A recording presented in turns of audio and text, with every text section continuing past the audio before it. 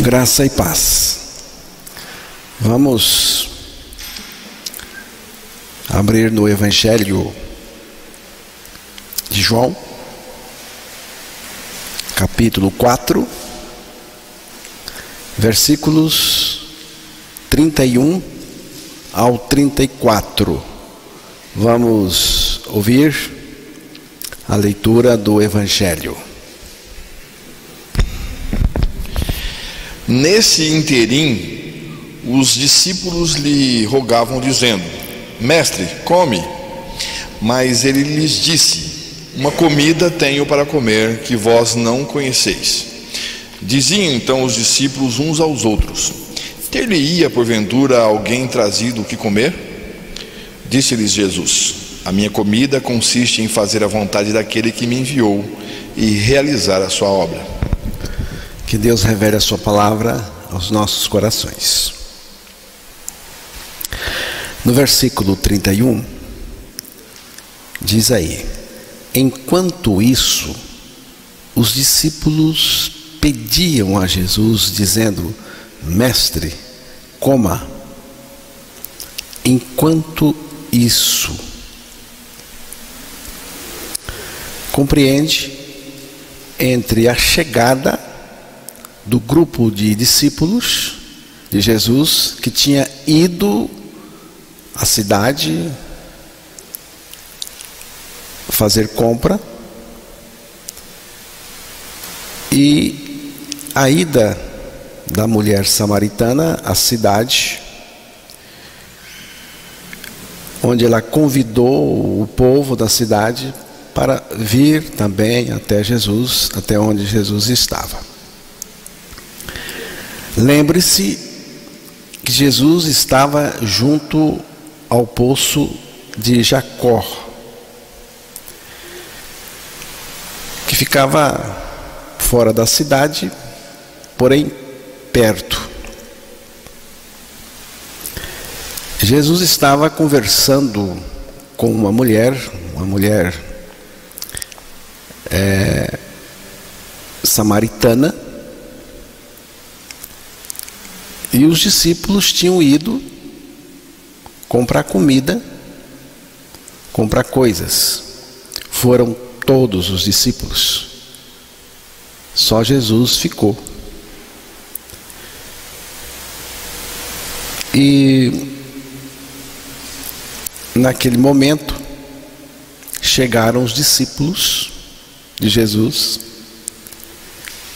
e o texto diz que eles se admiraram.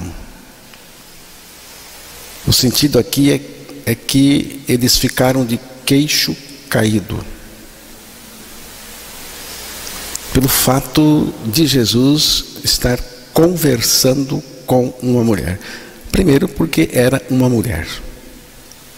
Segundo, porque era uma mulher samaritana, e os judeus não se davam com os samaritanos.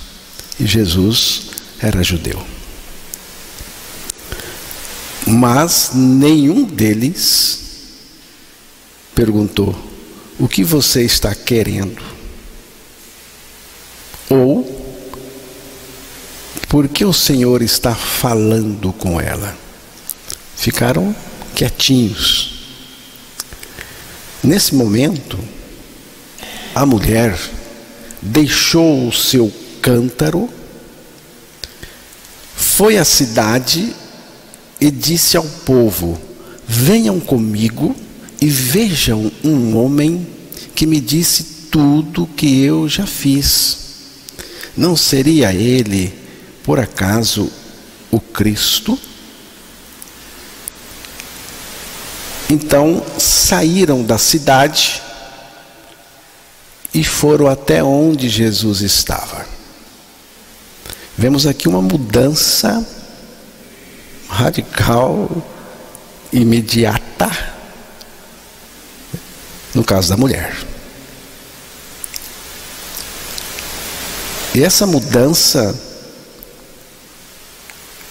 aconteceu devido a um fato muito importante, que foi quando Jesus se revela a ela.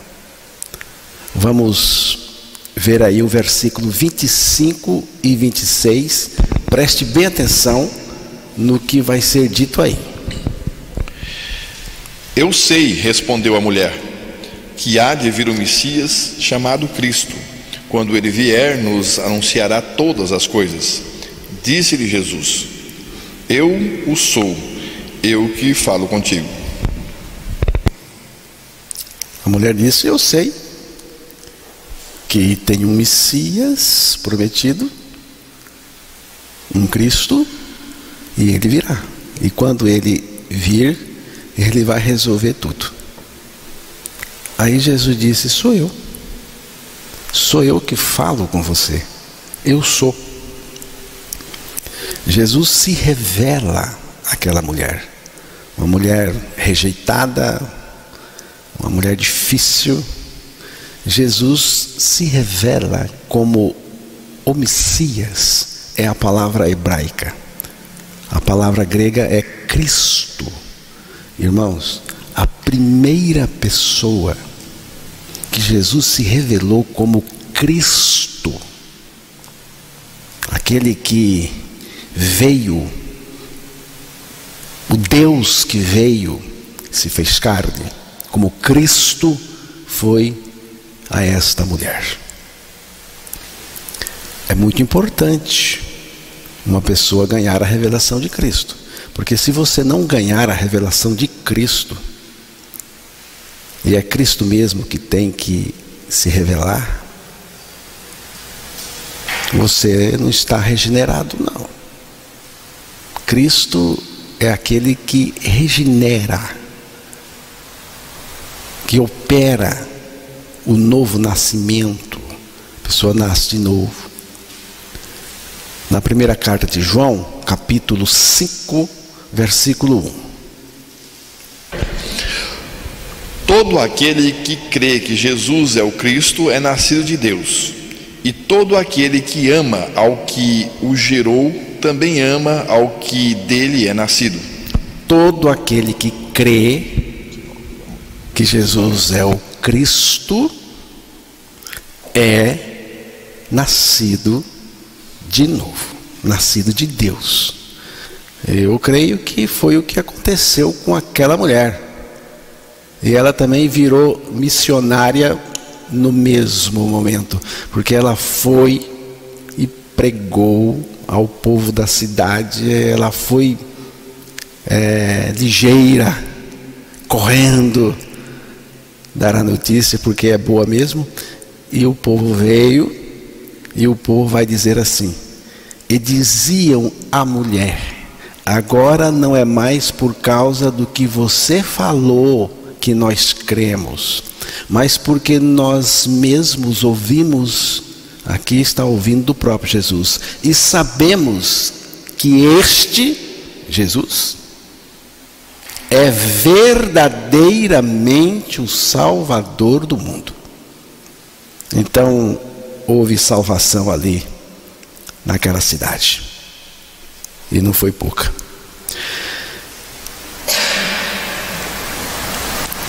Então, entre a saída da mulher para anunciar o Cristo ao povo e a vinda do povo até onde Jesus estava, o Cristo, acontece a fala dos discípulos: mestre, coma. Coma. Afinal de contas, eles compraram comida. Só que Jesus vai dar uma resposta aos seus discípulos que parece uma resposta assim, sem educação. Mas não é. É o versículo 32. João 4.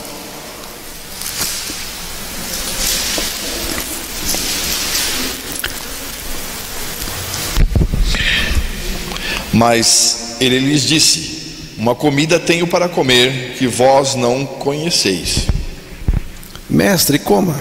Aqui está a comida. Compramos. Coma. chegamos no mercado agora. Coma. E já era tarde.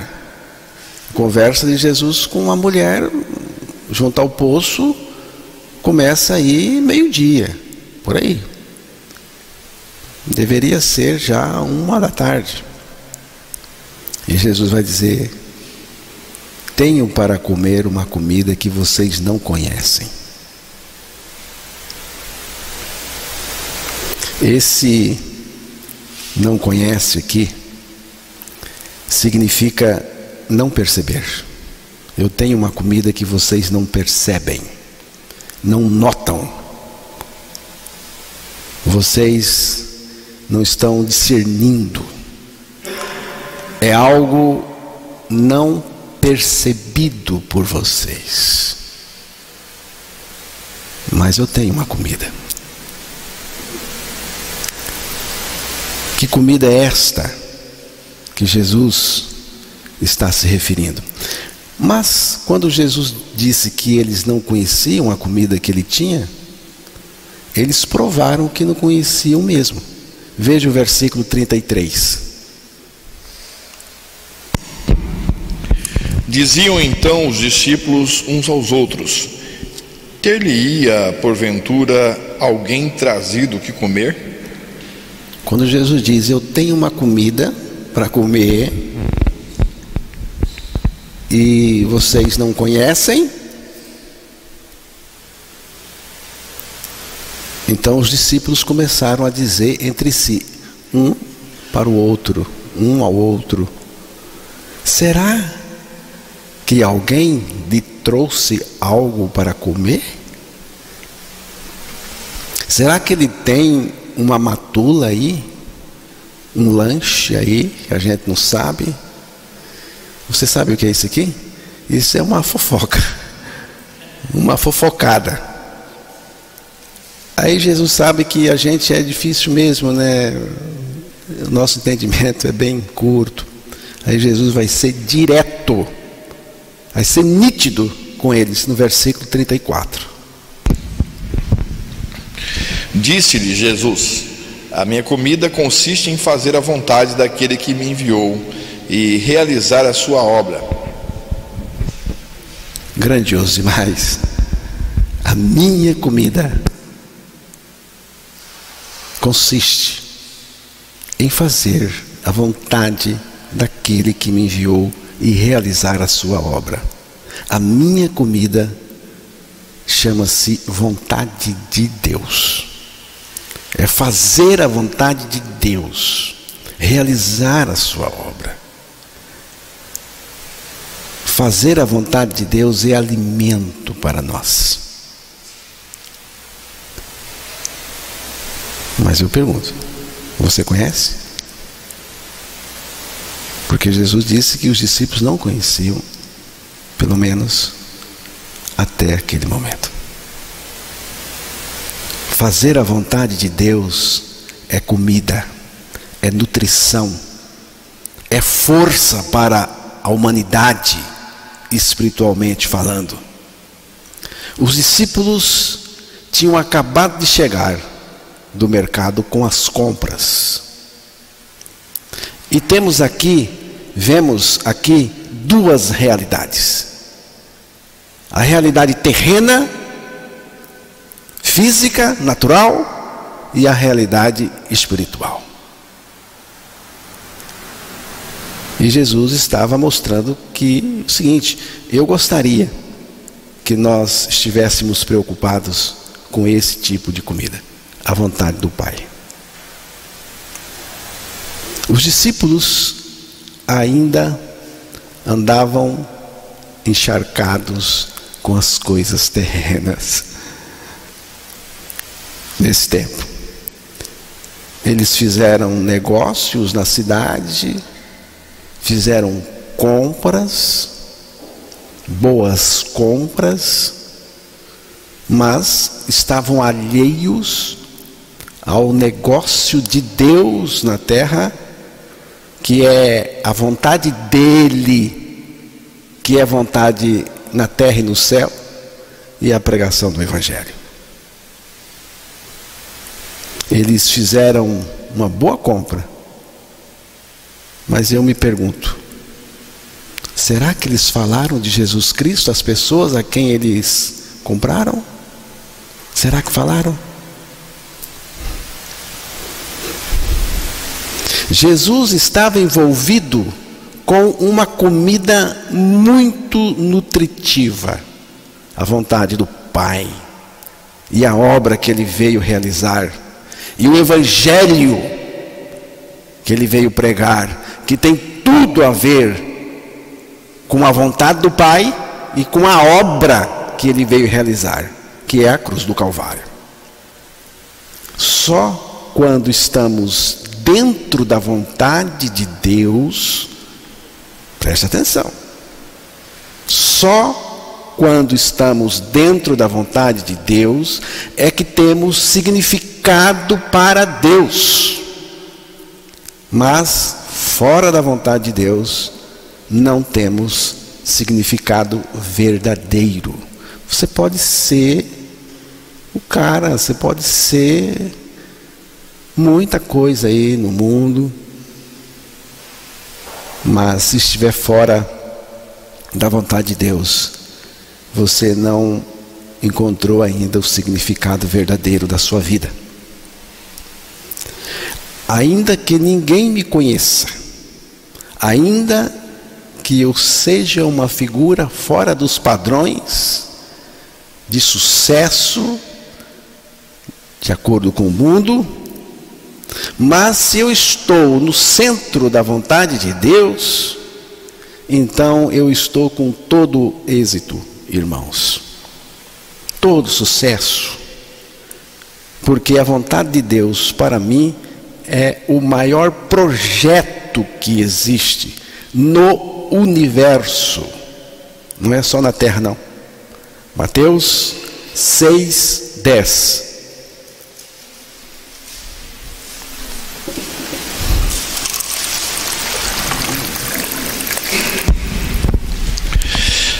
Venha o teu reino, faça-se a tua vontade, assim na terra como no céu. Então, a coisa mais importante é a vontade de Deus, na terra e no céu. É estar dentro dessa vontade. Estar dentro da vontade de Deus é o meu maior apetite, é a minha maior fome. Era isso que Jesus estava dizendo aos seus discípulos. E era isso que os discípulos também não conheciam até aquele momento. Estar dentro da vontade de Deus é a melhor coisa que existe. E Jesus queria a vontade de Deus, e não só queria, mas ele gostava da vontade de Deus. Ele tinha prazer, porque tem isso também. Que toda a nossa existência, irmãos, neste mundo, seja uma existência nutrida pela vontade de Deus. Tem que ser. Essa comida não apenas era conhecida por Jesus, como também ele queria, ele gostava, ele desejava, porque comida que você não deseja não vale nada, comida que você não tem fome dela não serve, é ruim para você. A vontade de Deus era que Jesus realizasse a obra que ele veio fazer, realizar. E que Jesus se nutrisse da vontade do Pai. E ele viveu assim. Ele mesmo disse: eu faço a vontade do Pai, não a minha. Não foi o que ele disse? Então Jesus, ele vivia se nutrindo, se alimentando da vontade do Pai. Fomos criados para fazer a vontade de Deus e assim viver bem e com força a cada dia. Fomos criados para isso. Infelizmente, veio a queda no pecado e o homem caiu. A partir daí, irmãos, a partir da entrada do pecado no homem, a vontade de Deus não é mais normal, não é desejável. O pecador não deseja a vontade de Deus e não é uma coisa normal como deveria ser. Quando Deus criou o homem, a vontade de Deus era normal, até acontecer a desobediência. Aí o negócio ficou feio, porque o ser humano é portador de uma ruindade, de uma rebeldia muito grande contra Deus. A vontade do pecador não bate com a vontade de Deus, desde pequenininho. Isaías 31, verso 6.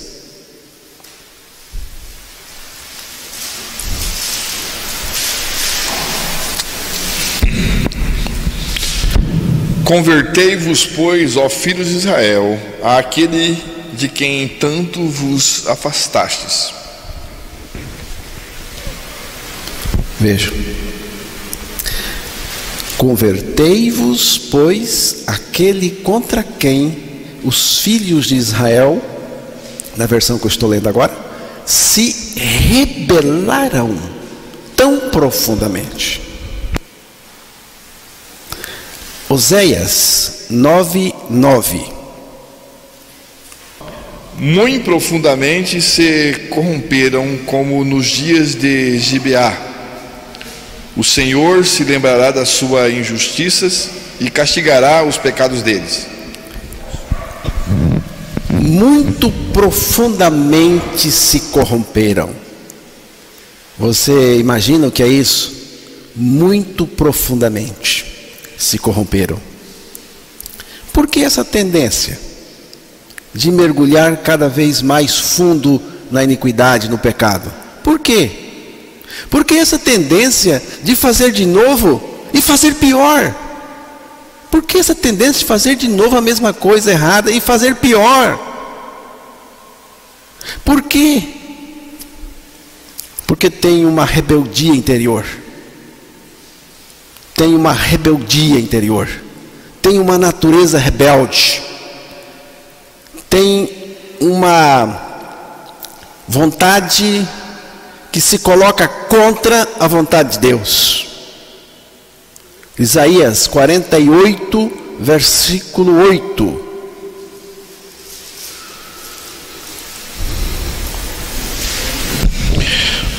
Tu nem as ouviste, nem as conheceste, nem tampouco antecipadamente se te abriram os ouvidos, porque eu sabia que procederias muito perfidamente e eras chamado de transgressor desde o ventre materno. Veja o que Deus está dizendo aqui. Ele diz: eu sabia. Eu sabia. O que que eu sabia? Eu sabia que você é um transgressor desde o ventre. Eu sei de antemão. Deus sabe de antemão que o ser humano não é confiável, além de transgressor desde o ventre materno. Porque eu sabia. Deus sabe a sua história, toda ela, antes de você nascer, antes de ser gerado. E não é boa. A rebeldia contra Deus começa muito cedo. Começa no ventre, na concepção. A vontade do pecador entra em confronto com a vontade de Deus. Jesus disse assim: vós sois do diabo, que é o vosso pai, e quereis satisfazer-lhe os desejos. O diabo está de boa aqui. Quem quer satisfazer o desejo dele é o pecador. Precisamos ler o texto. Vós sois do diabo, porque tem a natureza dele, que é vosso pai, e quereis aqui é a vontade do pecador. Quereis o quê? Satisfazer-lhe os desejos. O pecador não quer satisfazer o desejo de Deus, a vontade de Deus, mas o diabo quer. Isso é forte, mas é o que a palavra de Deus diz.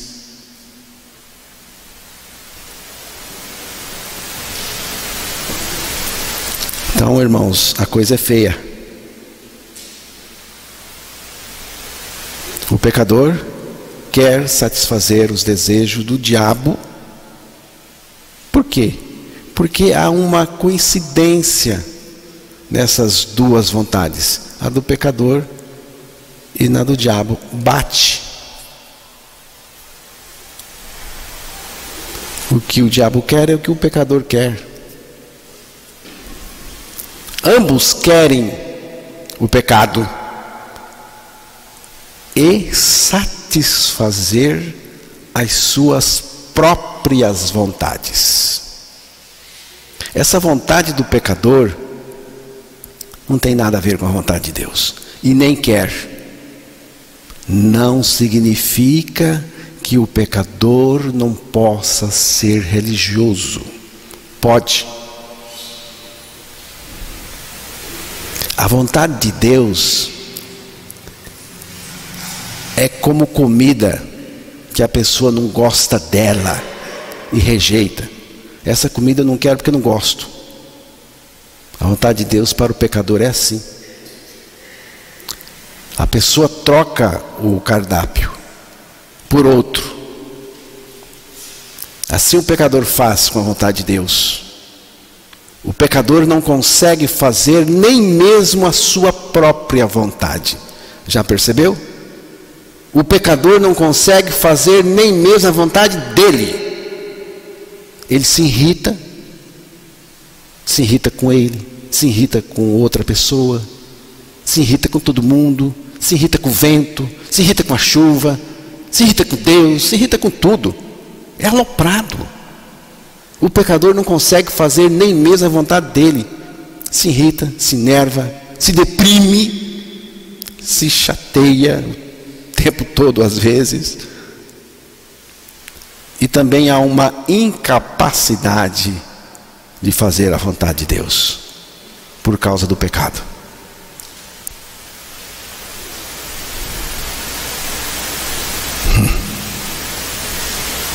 Estão entendendo? Mas a graça do Senhor é maravilhosa. A graça começa dizendo, irmão José Rabelo, seja feita a tua vontade. É assim que a graça começa. O Senhor opera de tal forma que a vontade de Deus se torna o ponto pelo qual eu mais anseio. Mas tem que Deus operar. Mateus 7:21.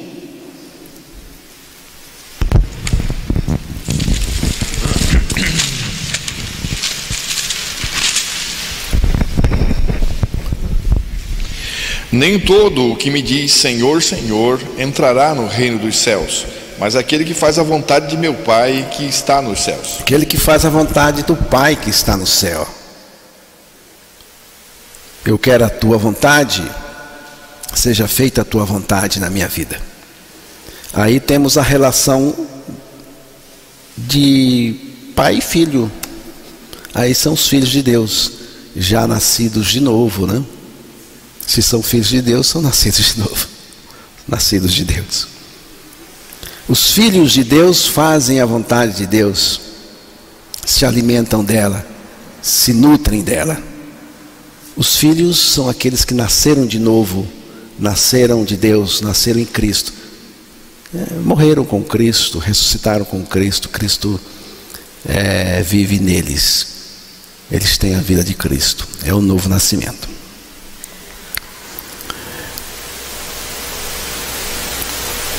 Os filhos de Deus estão libertos da iniquidade, estão libertos da rebeldia interior, por isso fazem a vontade de Deus com prazer. Mas não pense que é fácil, porque não é.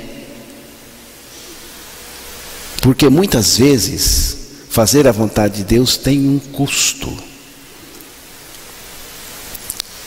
Mas o nosso amor por Ele e a vida dele em nós nos leva a fazer a sua vontade a qualquer custo. Gênesis 2, versículo 16 e 17. Depois você entra no capítulo 3 e vai até o versículo 6. E o Senhor Deus lhe deu esta ordem: de toda árvore do jardim comerás livremente, mas da árvore do conhecimento do bem e do mal não comerás, porque no dia em que dela comeres, certamente morrerás. Mas a serpente, mais sagaz que todos os animais selváticos que o Senhor Deus tinha feito, disse à mulher: é assim que Deus disse: não comereis de toda árvore do jardim? Respondeu-lhe a mulher: do fruto das árvores do jardim podemos comer, mas do fruto da árvore que está no meio do jardim, disse Deus: dele não comereis, nem tocareis nele, para que não morrais. Então a serpente disse à mulher: é certo que não morrereis, porque Deus sabe que no dia em que dele comerdes, se vos abrirão os olhos, de como Deus sereis conhecedores do bem e do mal. Vendo a mulher que a árvore era boa para se comer e agradável aos olhos, e árvore desejável para dar entendimento, tomou-lhe do fruto e comeu, e deu também ao marido, e ele comeu. Veja, os irmãos, Deus, no começo de tudo, serviu a melhor comida para o ser humano, tanto biologicamente como espiritualmente, a árvore da vida que ele podia comer. Mas a serpente, Satanás, usando aquele animal, convidou para comer a única comida que Deus não queria que eles comessem. Estão percebendo?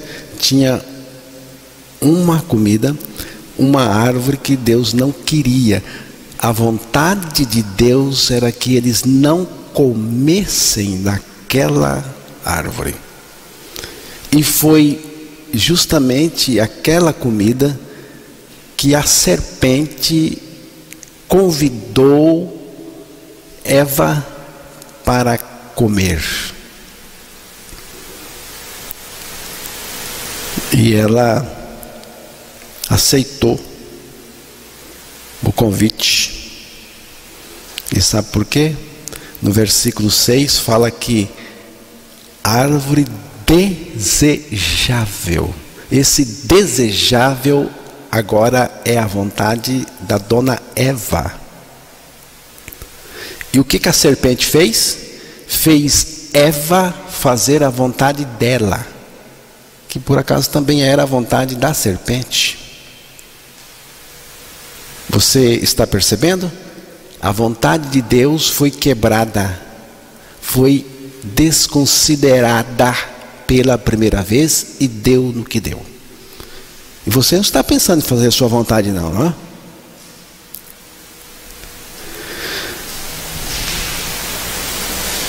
Comeram a comida indicada e oferecida pela serpente. A serpente levou a mulher a fazer a sua vontade e depois Adão fez a dele. A mulher levou a comida para ele e ele fez a vontade dele. Mas Jesus veio para fazer a vontade do Pai e nos levar a fazê-la também, a considerá-la também, pela obra da redenção na cruz do Calvário. A minha comida é fazer a vontade do Pai, disse Jesus aos seus discípulos. Por isso, irmãos, que temos batido aqui, falado, repetido, que a proposta de Deus para nos libertar é nos crucificar em Cristo. E foi o que ele fez. Já estou crucificado com Cristo e vivo não mais eu, porque foi crucificado. Mas Cristo vive em mim. Aí a gente ganha a libertação. Ou a gente crê nisto, ou não vamos escapar. De jeito nenhum. Adão e Eva quiseram fazer a sua própria vontade e deu no que deu. Mas Jesus disse: a minha comida consiste em fazer a vontade daquele que me enviou e realizar a sua obra. Que obra é esta? É a cruz do Calvário. Esta é a obra que ele veio realizar. Todas as obras que ele fez, ele poderia ter feito sem ter vindo aqui. Mas a obra do Calvário, esta, ele teve que vir, se fazer carne, ir para a cruz e morrer lá com todos nós em seu corpo, para fazer a mudança mais significativa do universo. Ele veio para realizar a obra da vontade salvadora e redentora de Deus. No finalzinho da sua vida, na cruz do Calvário, ele disse isto aqui: está consumado. A história registra muitas frases famosas e ditas em momentos importantes, mas nenhuma tão importante quanto a que Jesus disse no momento mais significativo e decisivo da história, na cruz do Calvário: está consumado. Esta foi a sua derradeira fala antes de morrer. Quando Jesus tomou o vinagre que os homens lhe deram a beber, ele bradou: está consumado, e morreu. Mas não morreu sozinho, porque o amor de Cristo nos constrange, julgando nós assim, que se um morreu por todos, logo todos morreram. Jesus Cristo morreu, mas nos levou também a morrer com ele. Jesus Cristo morreu por nós, mas nos levou a morrer com ele para o pecado. Ele morreu por nós para que nós morrêssemos com ele para o pecado. Nós fomos colocados em Cristo, crucificados e mortos com ele. Cristo morreu para que nós morrêssemos por meio dele, e ressuscitou para que nós ganhássemos a sua vida e Ele próprio vir viver em nós a sua vida. Cristo vive naqueles que com Ele morreram e ressuscitaram. Já estou crucificado com Cristo e vivo não mais eu, mas Cristo vive em mim. Na cruz, Cristo realizou esta obra da vontade do Pai. Ali na cruz, o preço do pecado foi pago totalmente. A maldição que estava sobre nós foi destruída definitivamente. O trabalho da redenção estava agora realizado e pronto. Na cruz do Calvário, Jesus carregou os nossos pecados e deu fim em todos eles. E também nos crucificou com Ele. Jesus Cristo morreu pelos nossos pecados, morreu pelos pecadores e morreu com os pecadores atraídos em seu corpo. Na cruz, Cristo atraiu todos a si, e esses todos que Ele atraiu a si foram crucificados e mortos com Ele para o pecado. Mas isto é preciso crer para experimentar como uma realidade espiritual de fé na palavra de Deus. Na cruz, nós fomos alforriados e perdoados com perdão eterno. Nenhuma condenação há mais para os que estão em Cristo, diz a palavra. Não há condenação para aqueles que foram perdoados, crucificados e também ressuscitados juntamente com Cristo. Cristo no Calvário triunfou sobre o demônio e tudo que dele procede. Na cruz, Cristo abriu o novo e vivo caminho para a presença de Deus, pela sua carne rasgada, isto é, o seu corpo. A vitória de Cristo no Calvário me garante salvação eterna. O projeto de salvação do Calvário está terminado e perfeito. Não há nada que você possa acrescentar para melhorar o que Cristo fez por você. Nada precisa ser acrescentado à cruz do Calvário. Não precisamos fazer nada, porque Cristo já fez tudo. É uma salvação pronta e perfeita. Não precisamos pagar nada, nem contribuir com nada, apenas crer e receber a salvação consumada de Cristo na cruz do Calvário. O meu desejo é que você creia e seja livre e alimente-se da vontade de Deus e da obra que Cristo realizou na cruz do Calvário. Vamos nos alimentar diariamente da vontade de Deus. Vamos nos alimentar da vontade de Deus cada dia. Vamos nos alimentar da obra da cruz, da nossa morte com Ele. Vamos nos alimentar da nossa ressurreição com Ele, da vida dele em nós. Vamos nos alimentar do pão da vida, que é Cristo mesmo.